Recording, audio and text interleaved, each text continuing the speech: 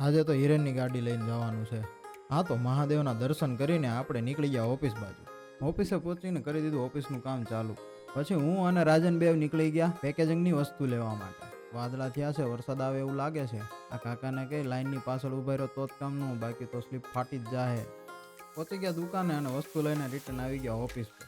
ત્યાંથી આપણે આવી ગયા હિતાભાઈ પાસે દાઢી સેટ કરાવવા માટે. હિતાભાઈ બાવ ચડાવીને થઈ ગયા હતા રેડી. પછી નીકળી ગયા આપણે પાછા રિટર્ન ઓફિસ જવા માટે.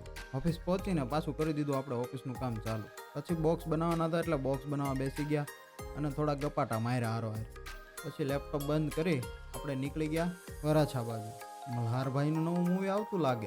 સાથે રસ્તામાં જેમિસ અને શમા પણ આવી ગયા હતા અને અમે પહોંચી ગયા હતા લોકેશન પર. પણ લોકેશન પર તો કોઈ આવ્યું જ નહોતું. પછી મેં ફોન કરીને પૂછ્યું ક્યારે આવો છો બધા. અને પછી આવી ગયા યોગેશ અને રવિના. અને થોડી વાર પછી આપણા બર્થડે બોય આવી ગયા હતા, ડોલર અને રાહુના બેવ સાથે. બર્થડે બોય તો જો કેટલો ખુશ છે. અને પછી આવ્યા આજના મહેફિલના વીઆઈપી મહેમાન મિલન અને પ્રિયાંશી. મિલનભાઈ અમારા કેનેડાથી આવ્યા છો. રામ રામ કરીને બેસી ગયા. પછી થોડી વાર બેસીને વાતુના ગપાટા માર્યા. પછી આપણે ગોઠવાઈ ગયા જમવા માટે. વાતું કરતા કરતા આવી ગયું બધું ખાવાનું. પછી મસાલા પાપડથી શરૂ કરી અને ફૂલ ડીશ જમીને નીકળી ગયા અમે પાછા રિટર્ન ઘરે જવા માટે.